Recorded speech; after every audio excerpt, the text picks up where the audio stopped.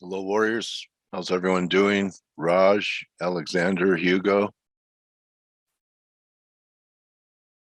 Everyone doing okay? Next couple of days are going to be very important in the markets and equities. Hiya, Jays, Sinatra. Also, we're getting closer to hitting targets in the yen, about 112.50. A little bit too much momentum, so it's going to have to do some work. Hello, Michael Schneider. How are you? Dixie continues to move along relentlessly, confirming this high. So just from here to here gives you 95. From here to here almost gives you 97. Oliver, how are you? And I'm thinking that if the yen is going to put in a top up here, and it's going to be pretty classic, that it's going to be most likely because of risk off. The DSI is very overbought, although they show the yen the other way. So it's, there's only like 10% yen bulls. And that's when it's yen US dollar instead of US dollar yen. You guys know that, it's priced differently in futures, the other way around. So that looks important. Pretty negative week in the euro. We're probably headed down. Look, we're right at that 200-day. That's a week. 200. What a bad week. 200-week moving average. I think we're going here. 113. So not diverging yet.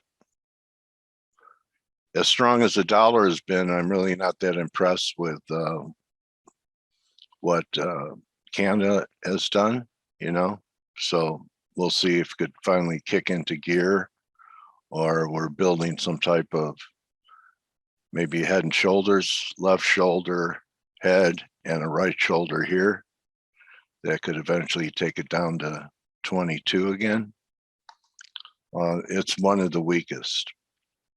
Swiss has been pretty strong. It's diverging.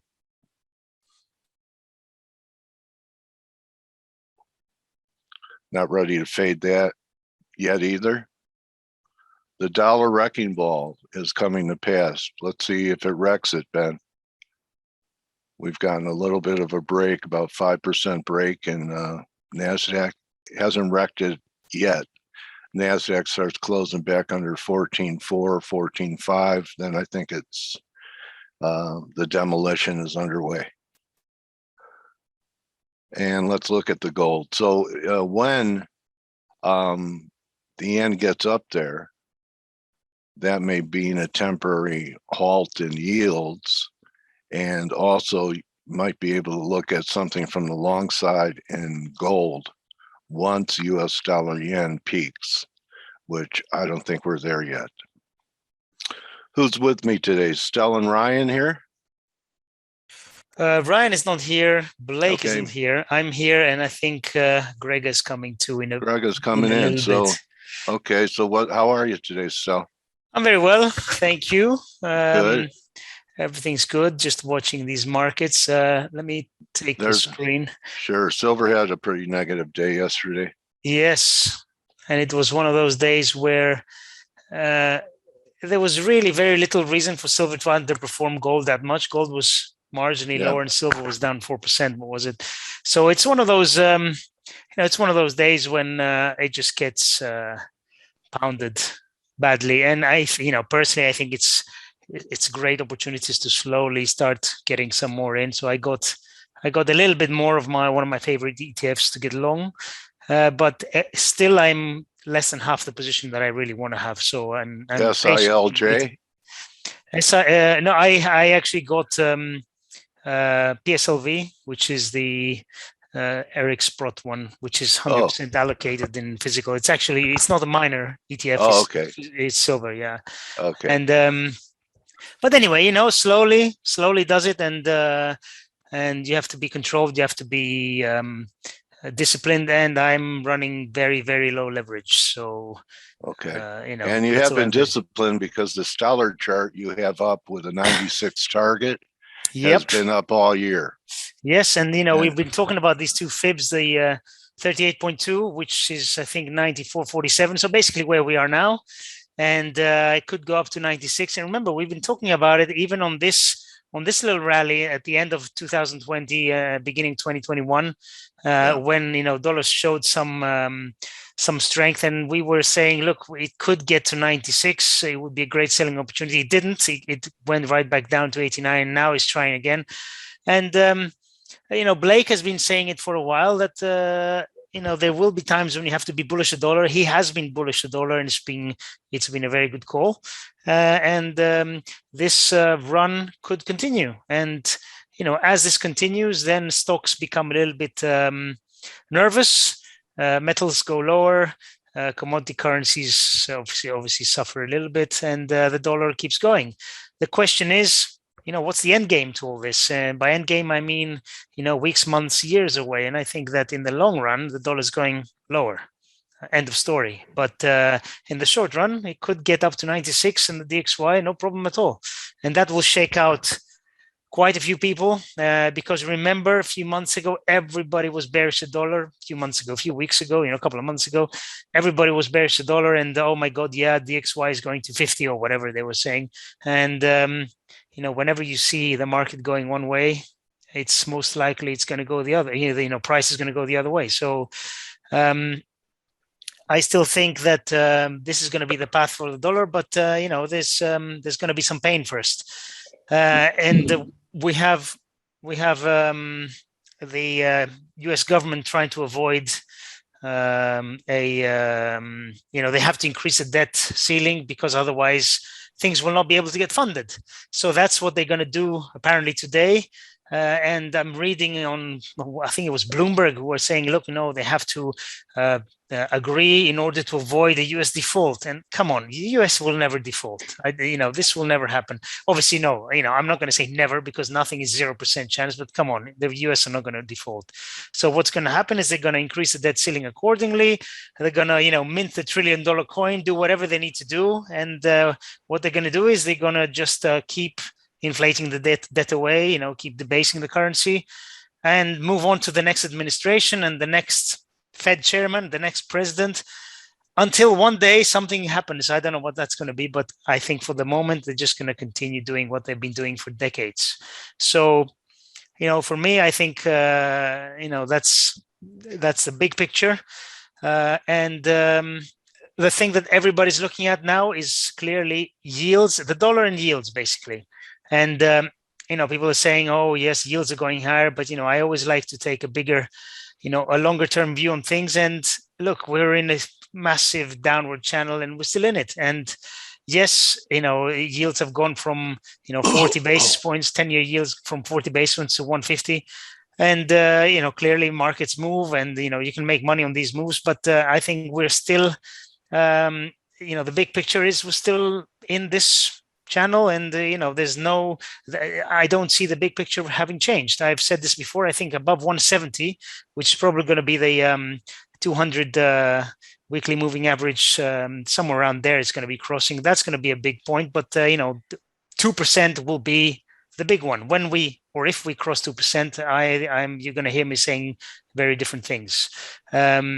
So, you know, yields still within a broader picture, I think, still going sideways. And look, we're now in this, we're trying to break out of this area, which has been quite significant in the past decade now, this 10 years, right? Yep. So yes, COVID caused this, or actually it was before COVID, but still it you know, it started before, and COVID was the, actually, no, it was COVID. Yeah, there it is, March. So COVID caused this. Now we're back. And we seem to have handled, I want to say handled, but you know, whatever word you want to use, COVID is being handled with vaccines and with everything. So we're slowly going back to normality. And look at yields; they're going back to where they were before, actually near the lows of where they were before. So now So that's that's what I think about yields. And then you have S&P and equities, which are really the only asset class, in my opinion, that is accurately reflecting the change in monetary supply that we've seen over the past years. And it's no coincidence that, after 2020, when we saw this huge, I mean, look at this, it's not even 45 degrees, 60 degrees. We had the drop, the Fed and every central bank in the world threw the kitchen sink at the problem. They're just, inflating their balance sheets. They're doing everything they can. And I think stocks are the only, asset class that's reflecting this. And we have to remember, definition of inflation, the original definition of inflation is a change in money supply. It's not the basket of goods, CPI that we're used to talking about. And if for me, in real assets, and you have to remember equities are also real assets. They have, the companies, they have buildings, they have operations, they have products behind them. All these things are going to get revalued to the upside as the dollar loses purchasing power at the end. I was thinking of Ben Maldonado when this scandal broke out at the Fed, because part of his narrative comparing this to the 70s was that the Fed, that we were going to become decentralized and the Fed was going to be under attack. It was a self-inflicted wound, pretty much, with those guys trading.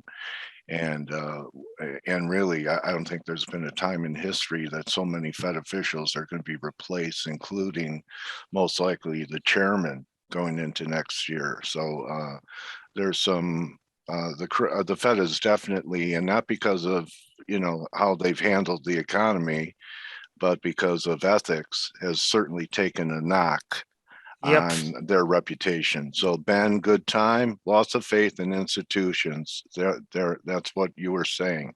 So that's sure made me lose some more faith that these guys could, just go in and buy mortgage-backed securities, knowing the Fed was going to come in behind them.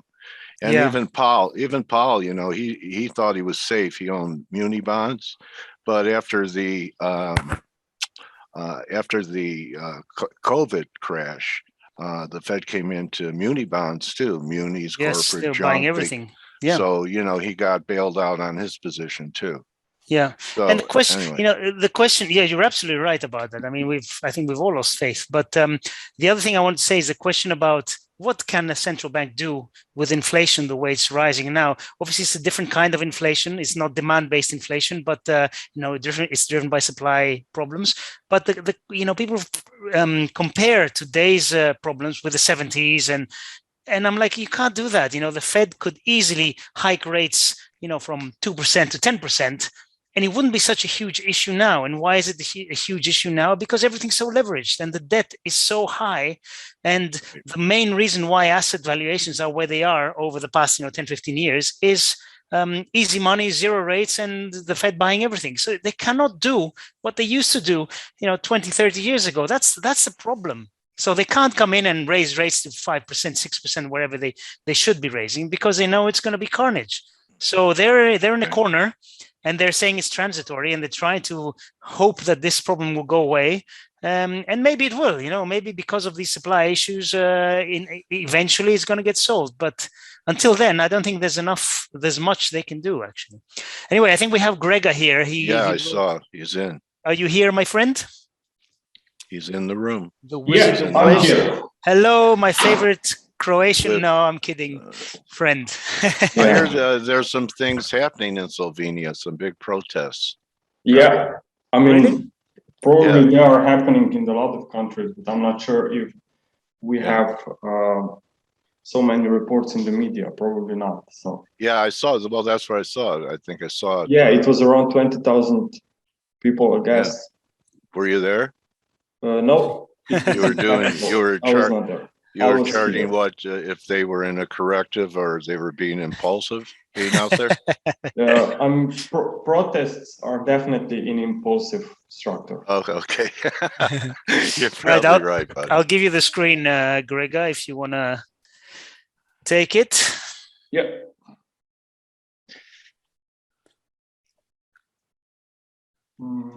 I cannot see Share screen. It's on the bottom. It's a green button at the bottom center. Okay, I have it now. So I will actually look at the Aussie dollar.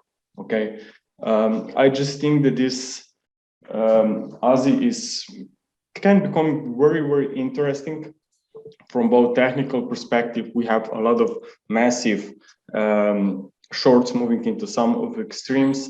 There will be a lockdown removed, if I'm not mistaken, on October 11th. And based and compared to the past price action from 2020, when we also have seen these removed lockdowns in the same period, that's when actually Aussie dollar took off. So I'm looking and observing two wave counts for Aussie. But before we go to the smaller time frame, let me just revisit these higher degree time frame charts. So if I'm not wrong, Dale, I think we covered this one in the past as well. So I'm looking here for significant recovery on Aussie dollar away from recession lows. It was a move in three waves back here from 2000, then 2008, also in three waves. And now I'm expecting something similar from last year. And so far, I can see only one leg up from the lows. And currently, we are just pausing here this recovery that I believe will resume. Now, looking at the daily chart, I'm tracking actually and observing two wave counts.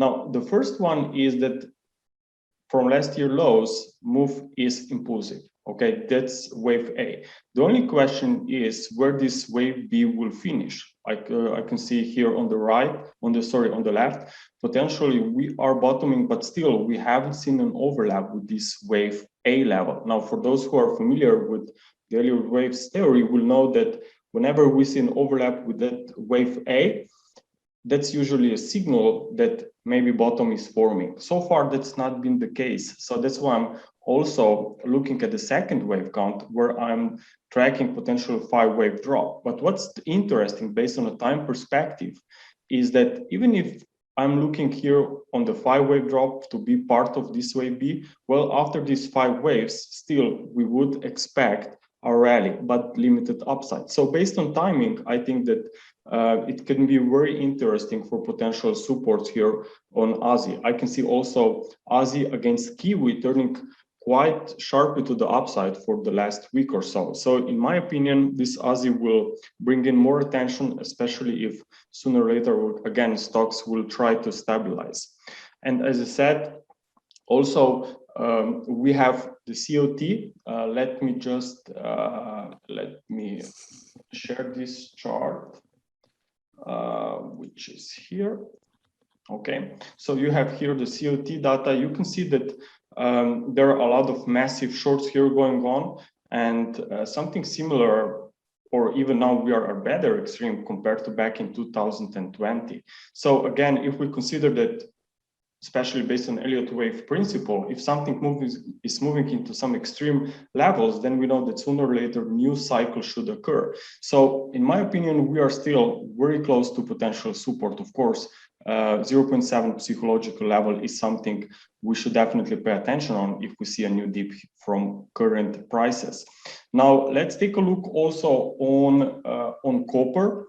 Now, copper is also have it here. Copper is also moving sideways and potentially building here a corrective movement. Maybe it's a triangle. So if we are going to see more sideways, and then let's say in the next few weeks, this broken trend line, then I think that this copper will continue higher out of this consolidation. Clearly, we have a very strong recovery here. So I definitely do not want to call any top here.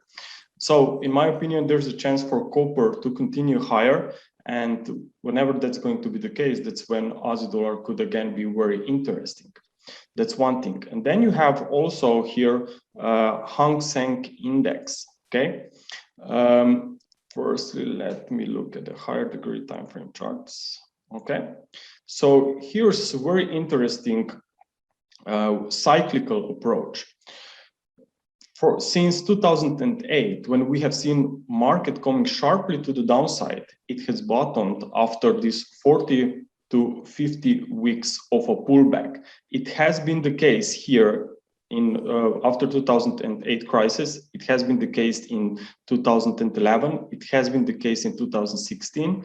We have also since recovery here after this drop in 2018, again 2020, and now you are again seeing a very nice retracement, which still did not fully complete this cycle, but it looks like that we are moving into these final stages of the current cycles compared to the previous price actions. You have also very important trend line down here. So I think that as long as we are above this trend line, there is a chance for a rally, even if just short term towards the upper side of this triangle range that I'm tracking from an Elliott wave perspective. So overall, I think that this all builds quite an interesting potential base for Aussie dollar, which I believe that sooner or later will again catch its own beats from the current near-term levels. Also, we have some crosses that are very interesting. If we, for example, let's take a look on Euro-Aussie.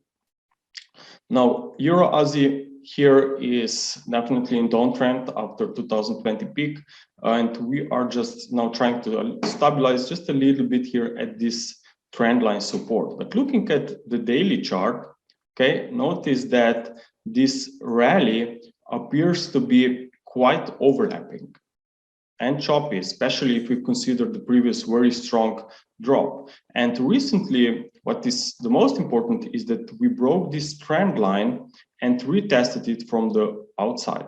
So at least in the short term, it looks like that we could go a little bit lower and maybe take this 1.59 level out, which would obviously open or make a room for much lower prices. Also, if we take a look on, let's take a look on pound Aussie after this gasoline crisis in the UK, I think that maybe this can be even more interesting.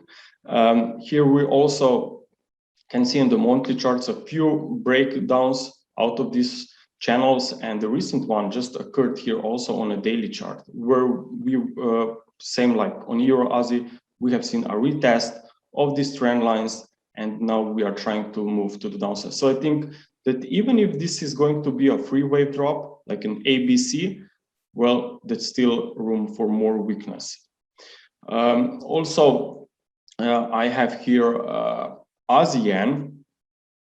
Well, Aussie yen on a big scale, it's trapped in the range, and this volatility will likely resume in both sides. But at least in the short term here, I think that there is more upside potential. After this breakout of this bullish flag, we retested the trend line, now trying again to recover. On the 4-hour time frame, that's probably the most important. You have 5 waves up and a 3-wave setback. Of course, the current situation on stocks could be a little bit concerning here regarding the bullish outlook for ASEAN, but let's assume that maybe today and tomorrow we see stocks stabilizing and maybe even try to produce some gains. Then I think that for the next week, this ASEAN could be very interesting for more upside. Now, break above 80-90 will clearly suggest that we are headed lower and that market left only 3-wave drop corrective movement behind it. Also, let's take a look on metals. Now, gold, clearly here on a monthly scale, it's trapped in the range. So for now, we should stick with a higher degree trend, which is still to the upside. Notice that we are trying to build a base here at the 38.2% of an extended wave 3, which is typical perfect fib level for a wave 4. But usually in these sideways consolidations, well, 4th wave can be quite complex. So I'm tracking 2 interpretations. The first one is, if we just stay sideways here for the next few weeks, is that we are in the middle of a triangle in a wave 4 here. Okay, and here, then you would expect a rise into wave D back to the upper side of this triangular range, but still ongoing consolidation. So that's why we have to also keep an eye on the second one, where I'm observing potential wave B triangle for wave 4. But what's the main point is that in either case, I see these pullbacks from last year highs, from last August of 2020, as a counter trend movement. The only question is when and where this correction will complete itself. For now, it's just too soon to say that we are in the middle of a triangle, but I think that we may get some kind of answers next week.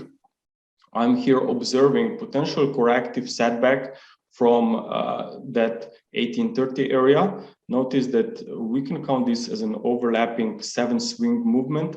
Also, if you look on the intraday chart, you have some potential wedge here going on. So maybe in the short term, we get some kind of a recovery, but really key point for the bulls, at least in the short term, would be this broken trend line resistance. In such case, I would be looking for much more upside here, probably towards 1860 if we can recover above or towards $1787. Now let's take a look also on silver. Now silver on the long-term charts still looking to be in a corrective formation. Now from a cyclical perspective, I mean, a lot of assets were overvalued. They are at extremes. It's very tough to find any interesting levels for, especially for long-term investments. So maybe traders, investors will try to focus now on silver, because we are, after all, consolidating on this one for quite a long, while the others will keep outperforming. So I think that this one, again, could bring some attention in the next few months. We are at a potential support line here around $21, where was a peak from 2016. And let's not forget that rise from last year lows is in 5 waves. Okay, and always when you have this 5-wave movement, well, that's the trend on which we should focus, especially after a completed 3-wave contra-trend movement. So I think that we are now trying maybe to stabilize here. We just spiked here below September levels of last year. So actually you are at the same level a year later. And in a flats, what's very important for them is that you see just a temporary movement beyond wave A, very similar for wave B that occurred here back in February. So when we also have seen a failure break to the upside and then a reversal. So I'm looking for something similar to happen down here, and especially if we consider, as I said, that previously we have this 5-wave rally here for wave 1. Also, let's take a look now very quickly on crude oil. Okay, so crude oil is clearly very bullish. I will be looking for much more upside after any pullbacks, but looks like that in the short term, we just should be aware of potential limited upside. Well, you are now here at the 2021 highs, retest of the highs. So if we try to build a double top here, then of course, just be aware of more weakness as long as we are below that level. Keep in mind that that's the same area like we have been here in 2018. So definitely very important region. And if we consider that previously we have these 5 waves up, or that I can even label maybe as an alternate scenario that this was wave 4, well, you are then now in a 5th wave or wave B of irregular formation. So in either case, after such a strong recovery, you can expect market to slow down for a little bit longer period than just this one that we have recently seen. So I'm afraid that we could be stuck in the range here and that we will not complete or continue straight to the upside. Also, you have a very strong divergence here. We just, when we have seen a rally, we just hit this trend line here on the divergence. So it's interesting to see this current bearish turning point. Also, notice that this rise is still trapped between these 2 trend lines. So this price is still trapped with this, between these 2 trend lines. So in my opinion, this can be seen as a corrective wave B. Okay, so just be aware of potential slowdown. I know that there were a lot of interest on the long side of crude oil after recent events. So I'm afraid that something. So could seed travel down to 60, Grega? That would be ideal scenario, yes. I think that, as I said earlier, either if we are in a 5th wave, you would again expect a pullback to the former wave 4, which again would be around 60 area.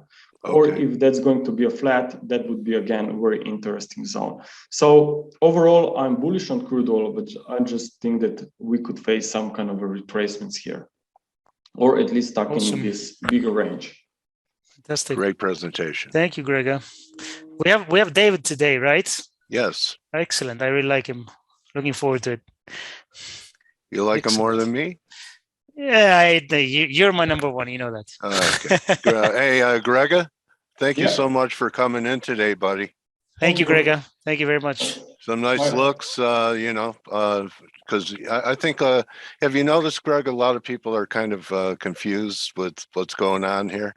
You know, the dollar surprised them, and, metals sunk, during an inflationary environment. So there, a lot of people have a muddled picture, hard to have a lot of conviction. And look, you've been tested too. You liked Aussie, and and you're finding new reasons to continue to like it for a different trade.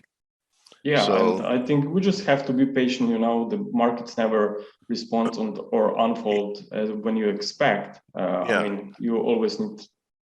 There've been a lot of disjointed so kind of moves. So thank you, Wizard, for being with us today, and good hunting the rest of the day. I know I appreciate your work, being able to go to the ForexAnalytix website and check out what you're thinking. So keep it up, bro. Thank you, mate. All right. So we have David Keller back with us. David is a pro. I'm going to be very interested in hearing what David's thinking after the action that we've had. David? Good morning, Dale. How are you? Good, buddy. You're all over the place. You're on Traders Summit, you're on ForexAnalytix, you're on stockcharts.com. You do happy hours and talk about the markets. You're prolific. And doing what I can. Yeah, trying to give people some guidelines and areas to pay attention to. What's on the radar here, David? Has this week's action, the last couple of weeks' action, created any kind of ripples in your work for the bull case now that they're starting to rotate out of mega cap growth a bit? And with the move we've had in yields, people have moved into banks and cyclicals. Okay, so here's the S&P. Start with that.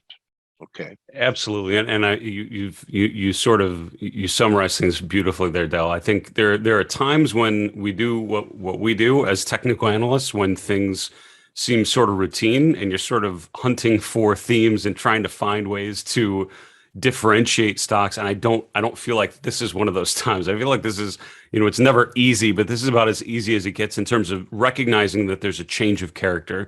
And I always talk about markets as evolving in a series of what I call changes of character, where conditions are a certain way and then they change. And I think regardless of what your long-term point of view is, in the last month or two, it's hard to deny that we've seen just a huge rotation, right? You've seen stocks in general being from a consistent uptrend to rolling over in a lot of ways. And whether it's the NASDAQ 100 clearly breaking, a support level, the S&P sort of testing it, the emergence of small caps, the emergence of some of the cyclical sectors, and all of this in the context of metals going lower, interest rates going higher. We could and should hit on every one of those charts. But the S&P 500 is a great place to start. And I was taught early on by one of my mentors, Ralph Atkimpora, if you know nothing else, just look at the chart of the S&P 500. That'll tell you most of what you need to know in terms of the equity environment.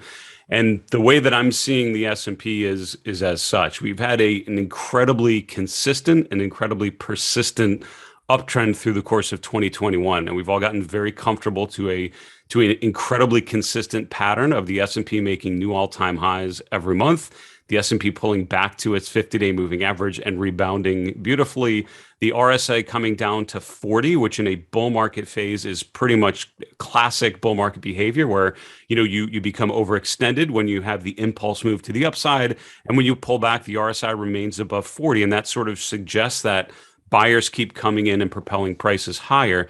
All of that has changed here in the month of September. She made a new all-time high in early September. we've now changed the character of the market, right? We've made, instead of, making a higher high, we've actually established a lower high in the last week. Instead of bouncing off the 50, all the way up, we actually right? broke through the 50-day. Yeah, isn't you look at that whole trend, and every pullback after the pullback rally to new highs, this is the first failing rally you could see all the way up, isn't it? That's exactly right. And what's great about a consistent support level like the 50-day moving average is a lot of people key in on it. It tends to work, and it's really, really good. Greg Morris, another of my mentors, always said all new highs are good except the last one. And I think maybe in early September we've seen, at least in the short term, we've seen the last one for a little while. And that's the problem, right? Is the challenge is, now that we've broken the 50-day moving average, what next? And this level of support that we've all been counting on, that will continue to indicate where to buy on the dips. All of a sudden, this last time was not a good time to buy on the dips so far, because we're sort of rolling over. And I think, to summarize, what you have to remember is this sort of pattern. If you call this a head and shoulders top, which is a high surrounded by two lower highs, so it's a classic pattern. A head and then the two shoulders. If we break the neckline, which we've arguably done this week, it depends on how you draw that in those interim lows, but we're pretty close to doing something on the NASDAQ, especially. I think we've already broken that. What you traditionally do is take the height of the pattern and subtract that from the breakdown level, which means if this sort of plays out like a normal head and shoulders top would, that really only measures down about another 5-6% lower. That takes us down to around 4150, 4100, which should be down to the 200-day moving average, which is about a 38.2% retracement of last fall up to the peak that we made in early September. So it's not a end of the world move, but it's certainly we need more pain before we resolve to the upside kind of move. And that would be what people will be saying then, I'm just guessing, garden variety correction, 10%. That's exactly right. And what's interesting is, in 2021, a garden variety correction or a pullback has been 3 to 5%. That's what we've gotten very comfortable with. A 10%, 12% drop is going to feel like a climactic end of the world. It's actually very orderly and fairly common if you look back at the bull market history for decades in the market. We just haven't had one of these in quite a while. But I think what would happen, in my sort of base case, is we pull back further, we get down another 5 to 10%, which would take us around to the 200-day moving average. Maybe 40-50 is the 38.2% retracement. That's the time when I think you'd want to start thinking a lot more risk on, because there's so much strength that we're seeing from the cyclicals, so many themes, small caps emerging. There are a lot of things that are more longer term themes, infrastructure investing, that's all going to, I think play out into next year. This is giving you potentially a much better entry point for that. Okay. I noticed, when was the big down day? Tuesday, that there was nowhere to run. Metals were down. I think crude wasn't doing much. That's been one of the strongest bull markets out there. The metals were getting creamed. Bonds were going lower. There was nowhere to go. And I said, well, there is something called cash. So is that kind of what happened? I mean, there was nothing to buy. You couldn't rotate into another group. It's like kind of a classic swoosh in all asset classes. Do you think that's just like kind of a harbinger of things to come? As long as the dollar remains strong, we have a guy in here who calls the dollar the wrecking ball for everything. So I don't think the dollar is done yet. What's your take on what's happening with yields? We had that big rise, and that reporters said, well, that's why NASDAQ fell, because, mega cap growth, they don't like higher yields. I don't know what to, in normal times, I'd say, yeah, we're going to 2%. But if we're going to get a sell off in equities, it kind of tempers how far I think yields can go. What do you think? No, it's a really good point. And you hit, Dale, on cash. And it's funny, most, active management gets a lot of negative press because, especially in recent years, active managers as a whole in the equity space have certainly tended to underperform. And I think the biggest reason is because we've been in such a consistent bull market phase. And if you look at most active management, they tend to outperform. They tend to do much better in down markets because you can get defensive, you can go to cash. And you tend to underperform in bull markets on average, but outperform enough in bear markets that over time it's a much better way to manage. We haven't had one of those, and I think going to finding income, which is not in bonds necessarily, even though rates are coming up, it's still relatively low compared to places you could hide in the equity markets, places like REITs and others that pay a decent dividend, but also cash, and not being afraid to take bets off the table if the charts suggest that that's the case. Could this be a cup and handle? I'm not real familiar with that formation. I usually call them head and shoulders, but could this be the handle developing here in 10 years? So I'm going to show you a much better cup and handle. I could see the Okay. argument for like this big sort of thing, but the problem is what you really want there is you want a parallel. You want these to be at a pretty similar level, and we'll come right back to the yield chart. But I'll tell you, like the UUP is probably a really good visual of that. Here we go. This is what a cup and handle kind of looks like. A little shorter term, but you sort of get the pattern. So we have this rounded bottoming pattern. You come up to the same resistance level. It's sort of the base, and then you have the shallower pullback, and then you break out. So when you talk about the dollar going higher, every chart indication I would look at would back that up. It's sort of a classic pattern of a distribution pattern, and then this consolidation pattern, this basing pattern with a clear support level, a clear resistance level. We've now resolved that to the upside, and that suggests much further upside before things continue on. The longer the base, the higher the launch into space. That's exactly right. So yeah, the time that these things have spent, these have been multi-month, 6-month plus sort of basing patterns for the dollar. Okay, and we had looks like a gap up yesterday. That's right. Yeah, so it really is, John. Now this is the UUP. It's the dollar bullish ETF, and I look at this a lot only because I have a lot of people that are making a dollar bet that way. But the dollar index is a similar pattern to this, and showing that base, showing the resistance, and showing the breakout to the upside. Okay, that would take if we did the same thing with the dollar. Yeah, Khalid saying 97.65. Okay. So the interest rates that you mentioned, I think, for me, the higher rate story, you're right. I mean, in general, when rates are going higher, the general things you can assume, and I don't like to think of it in terms of absolutes, right? That the interest rates going higher does not mean growth stocks are going to go down. It definitely provides a headwind for performance and also provides a tailwind for things like financials. So if you look at the relative strength of the XLF, it looks pretty decent right now, especially over the last week or two because of this rise in yields. And so, I've tended to think of things, I would hesitate. You'd mentioned how it's a choppy market, a lot of narratives, and gold's not going up when you think it might, given inflationary concerns. And I always remind people that those sort of intermarket relationships are not absolutes, as much as we'd love them to be simple relationships that we can bet on. I found they're a little more fluid, and you think of it more in terms of headwinds and tailwinds. Higher rates tends to mean certain things for financial stocks, tends to mean certain things for growth stocks, but I would much rather be looking at a chart of the XLF and the XLK and the NASDAQ to get a good read on how those stocks are actually behaving relative to the market conditions. And with rates, you're certainly seeing a higher rate environment. I think the cyclical stocks that performed so well the first half of the year almost, and then struggled really in the third quarter are reemerging. And you're seeing strength in energy, you're seeing strength in financials. Arguably, I think the rest of the infrastructure trade, industrials, raw materials, I think you're starting to see those, we'll start to see those emerge a little bit further. And I was told, again, never confuse the top of the page with resistance, never confuse the bottom of the page with support, right? So rates, when you think, well, could rates go to 2%? I mean, they could theoretically go to 2%. They could go down to 0.5% again. I don't think that's likely, but it's possible.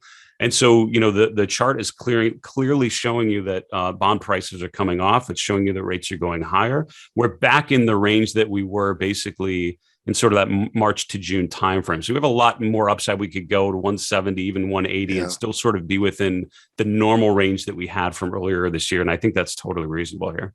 Okay. Looking at, I've been showing the community a lot of the NASDAQ stocks and, kind of building my case that I was, I don't know, about 3 months early on, David, and maybe about 3-4% in NASDAQ 100. But I look at things like Facebook and it looks like a broken stock. I look at Apple, it looks like we had a rising wedge failure. One of the stars has been Microsoft, which gave up quite a bit of ground after being at 305.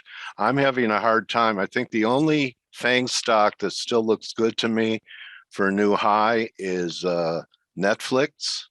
But Google doesn't look so good. I mean, you know, most of these stocks look like Netflix is only one, but you know, you look at Apple, it's come off pretty good from 158, and you look at Facebook is really kind of cratered, and it really hasn't done much for a while. So do you have is like a FANG? Is there a FANG composite chart that shows all of them? Yeah, absolutely. It's we have an index called $FANG. It's the NYSE FANG Plus Index, and it's not just those stocks that you mentioned. It's sort of FANG and FANG-like things. So things like Twitter and some of the Chinese internet names and others are kind of in this bucket together. Pretty heavy.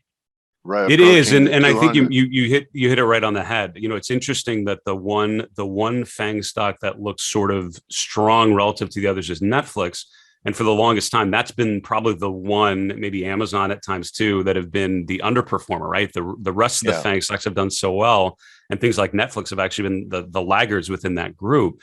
And you're seeing the tables turn a little bit. And to be honest with you, does the chart look heavy, especially in the short term? Absolutely. You know, on the FANG Plus Index, as you're seeing with some of these stocks, you're getting a bearish momentum divergence with index making new highs here, and the momentum actually sloping downwards.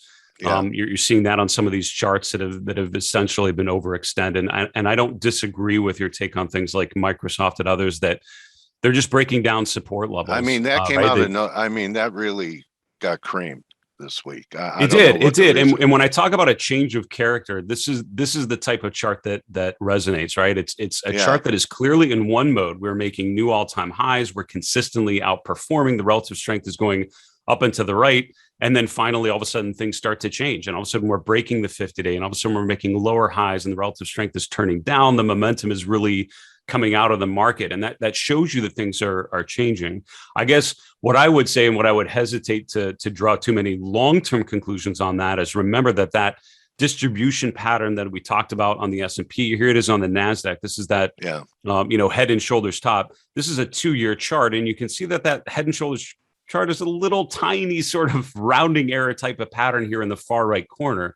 I think the long-term trajectory on these stocks is still very, very healthy, but I think there could be more downside before this is done here. Maybe the 200-day and both the S&P and the NASDAQ are reasonable.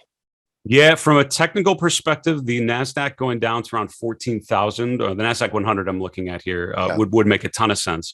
And for a number of reasons. The 200-day moving average hasn't been touched in over a year and a half.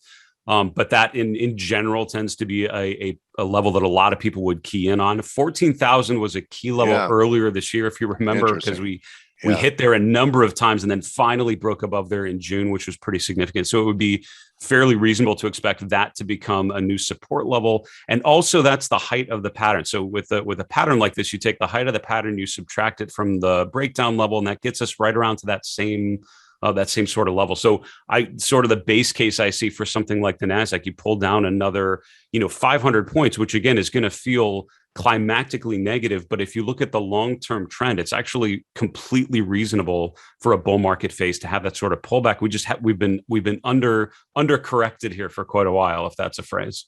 Could it be that the markets and risk on does not really get in gear again until UUP and some of the dollar index targets have been achieved and the dollar starts heading down again?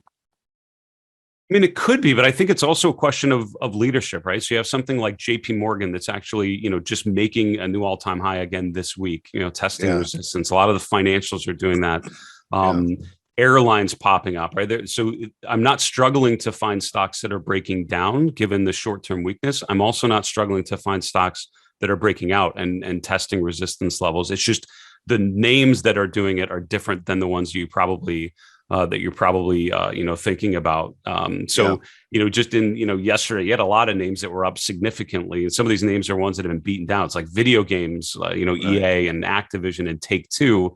pretty good bounces. Now they've been struggling for quite a while. So it's certainly a much more of a rotation at this point than it is a broad everything's ending sort of pattern. Okay. All right. So David, anything else you want to go over before I ask you to show where people could find you and hear your commentary on stockcharts.com and go to your website?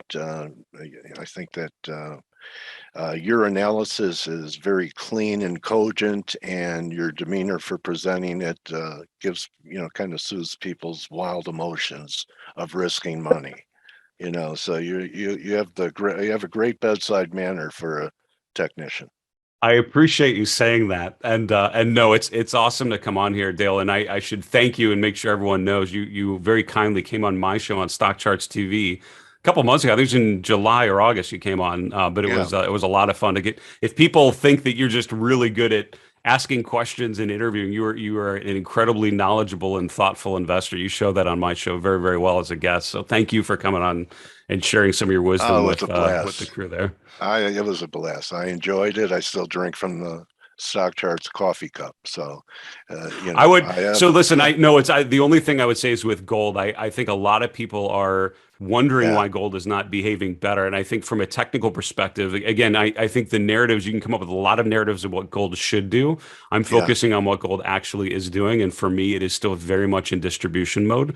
And there are a couple things. If you think about the S&P and how the whole year, the RSI kept coming down to 40 and never broke below it. And that was such an indication of the bull market phase. You have the opposite on the GLD over the last couple months. When it's tried to rally, the RSI has petered out at 60, which basically means this is more of a distribution pattern.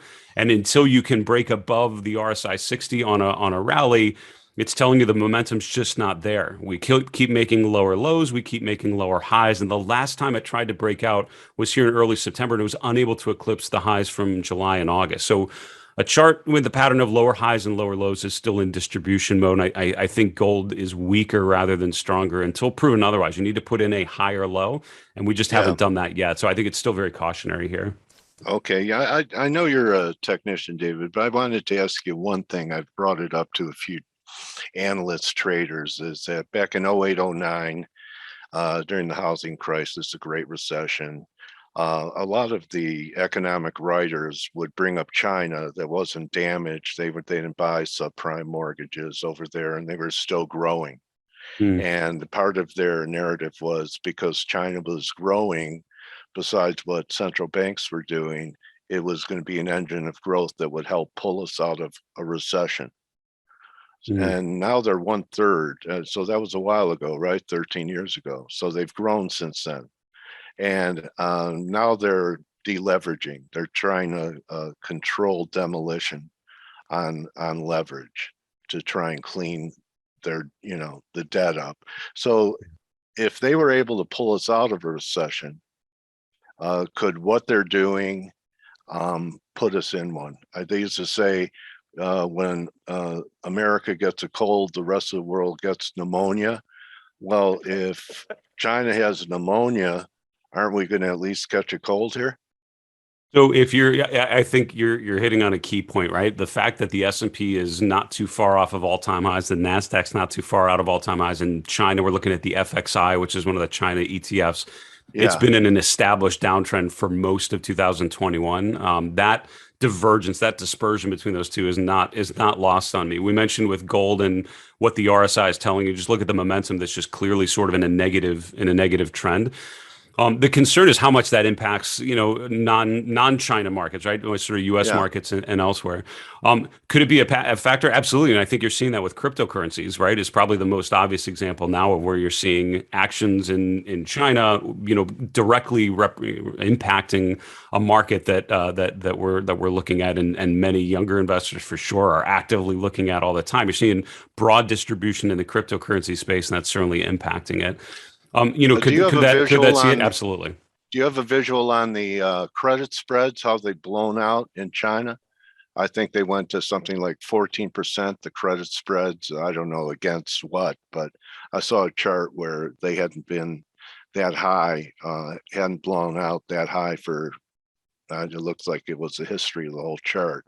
So do you think that, I mean, I guess maybe I'm a little bit more conspiratorial, but, I kind of think that this is also part of a geo plan to, first it's a virus, then it's a credit crisis. And I think they're more prepared to live with austerity. They've had more practice than the US, that maybe it's part of whatever they're doing to correct their debt situation could also weaken Western democracies at the same time.